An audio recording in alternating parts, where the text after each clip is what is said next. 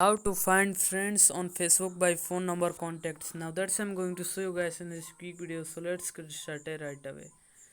Now the very first thing you have to do, you have to click on the three horizontal lines in the top right corner, and then you have to scroll bit down and you have to click on the settings and privacy and go to the settings.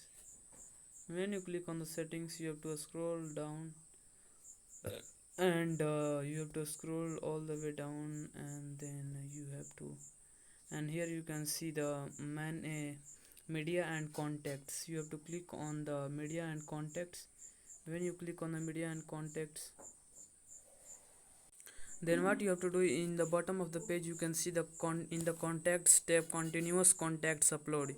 You have to enable this, and when you click on the toggle button, you come to this page. Here you can see the find friends and get started. You have to click on the get started, and here you have to click on the allow, and when you allow that, then all the friends and all the friends which are uh, which are